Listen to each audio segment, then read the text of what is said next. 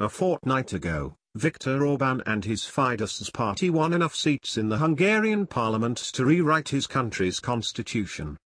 To progressives across the West, this was disturbing news. For the bit noir of Orbán's campaign was Uber globalist George Soros. And Orbán's commitments were to halt any further surrenders of Hungarian sovereignty and independence to the European Union, and to fight any immigrant invasion of Hungary from Africa or the Islamic world. Why are autocrats like Orbán rising and liberal democrats failing in Europe? The autocrats are addressing the primary and existential fear of peoples across the West, the death of the separate and unique tribes into which they were born and to which they belong.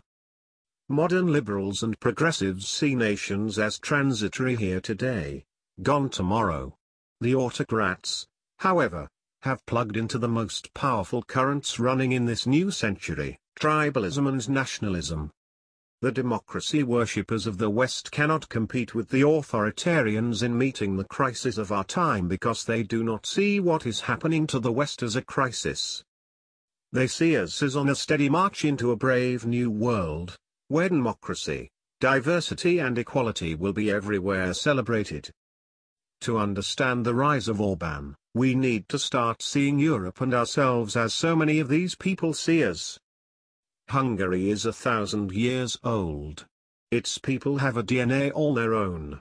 They belong to a unique and storied nation of 10 million with its own language, religion, history, heroes, culture and identity. Though a small nation, 2/3 of whose lands were torn away after World War I, Hungarians wish to remain and endure as who they are. They don't want open borders. They don't want mass migrations to change Hungary into something new. They don't want to become a minority in their own country. And they have used democratic means to elect autocratic men who will put the Hungarian nation first.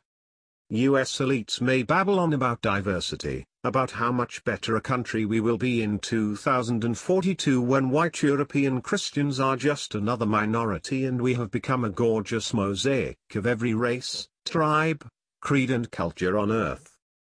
To Hungarians, such a future entails the death of the nation. To Hungarians, millions of African, Arab and Islamic peoples settling in their lands means the annihilation of the historic nation they love, the nation that came into being to preserve the Hungarian people.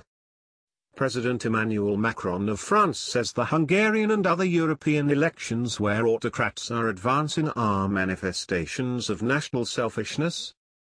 Well, yes, national survival can be considered national selfishness. But let Monsieur Macron bring in another 5 million former subject peoples of the French Empire and he will discover that the magnanimity and altruism of the French has its limits, and Le Pen will soon replace him in the Élysée Palace.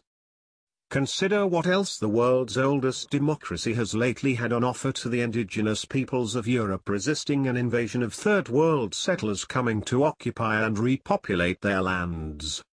Our democracy boasts of a First Amendment freedom of speech and press that protects blasphemy, pornography, filthy language and the burning of the American flag. We stand for a guaranteed right of women to abort their children and of homosexuals to marry.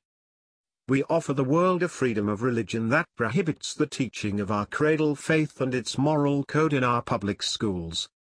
Our elites view this as social progress upward from a dark past. To much of the world, however, America has become the most secularized and decadent society on earth, and the title the Ayatollah bestowed upon us, the Great Satan, is not altogether undeserved. And if what our democracy has delivered here has caused tens of millions of Americans to be repulsed and to secede into social isolation, why would other nations embrace a system that produced so poisoned a politics and so polluted a culture? Nationalism and authoritarianism are on the march, writes the Washington Post. Democracy as an ideal and in practice seems under siege. Yes, and there are reasons for this. Our Constitution was made only for a moral and religious people, said John Adams. And as we have ceased to be a moral and religious people, the poet T.S. Eliot warned us what would happen. The term democracy, does not contain enough positive content to stand alone against the forces you dislike, it can be easily be transformed by them. If you will not of God, and he is a jealous God, you should pay your respects to Hitler and Stalin. Recall, Hitler rose to power through a democratic election. Democracy lacks content. As a political system, it does not engage the heart. And if Europe's peoples see their leaders as accommodating a transnational EU, while failing to secure national borders, they will use democracy to replace them with men of action.